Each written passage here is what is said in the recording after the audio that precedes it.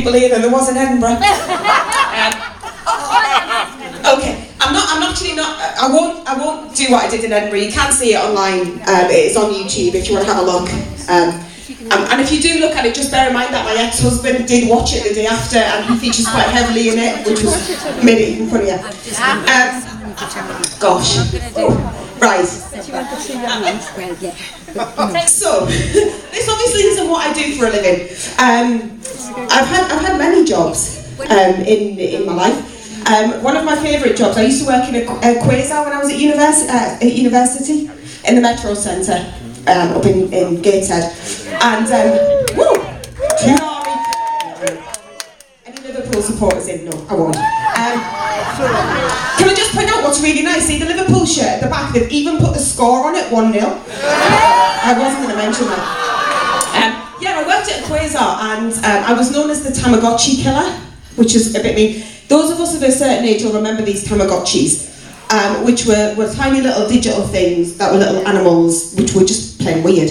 And when, for some reason, the kids wouldn't take them into the quasar arena, so they would leave them with me because they were scared that they would die if they were shot. Little did they know I would overfeed them and kill them, so when they all came out, they were all dead anyway. To infinity, bless you. But it was a barrel of laughs there. Unfortunately, I was bullied into leaving that place. Boom. Maybe no. It was there was a reason for it, and it was a fair reason. Because I had a car crash, a really bad car crash one day, and instead of going to hospital, I decided I'd go to work because I loved it so much. And I went in, and you had to go into this really dark room to do the briefing with the kids, and it was like ultraviolet light, all really, really dark. And unbeknown to me, I thought, you know, if you're in your mouth, that little bit that attaches your gum to your top lip, I'd ripped that and I didn't know. So I was talking to these children in ultraviolet light with their guns on, and suddenly it started to bleed. And 28-year-olds ran out into the middle of a shopping centre screaming with their guns that there was a woman bleeding all over them. So I was asked to leave, and I got demoted to working in the bowling alley, which wasn't as much fun. But weirdly, I used to work on the radio. I did. And I started as a journalist. I worked up in the northeast for quite a bit. I did a breakfast show down here for many years, but when I was up there, I'll never forget, and I'm sure you remember the first time you were ever recognised. And it's a weird moment when someone says they recognise you, particularly for me, because I'd gone for a smear test.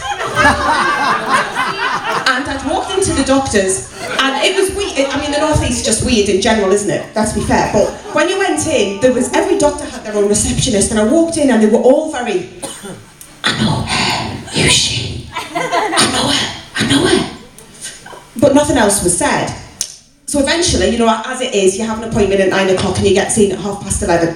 I went in, and the doctor was there, and, you know, the usual. You all know what happens, girls. You all know. Boys, you don't need to know. But you're lying on the bed, and, yeah. It's not the most flattering of things to have to do, let's just put it that way. And you get really, really nervous, because it's not something that you're used to doing, necessarily, having a strange man prodding between your legs. But anyway, well, actually, yes, it is quite common. Curry.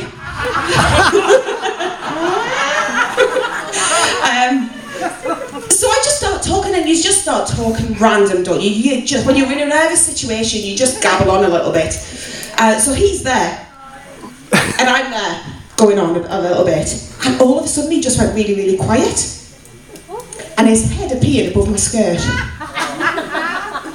I recognise you. And I just went, huh? And he said, oh, no, not from that. No, from your voice, I promise you. So yeah, that was my experience of the first time I was ever recognised. I've been recognised a lot more since then, in similar situations, funnily enough. Just not the doctors. So that's it, thank you very much. And can I just say before I go, can we just have a big round of applause for Kerry, who's organised this and put this all together.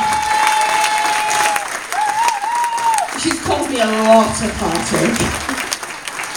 Thank you ever so much, and thank you very much for your orders, greatly appreciate it. And thank you, Pete, you're doing a fantastic job, thank you. Ladies and gentlemen, she's done something I've never done, the Edinburgh Festival. Wow! All for charity. That was amazing. Thank you so much. Right, we're going to do the raffle. So get ready.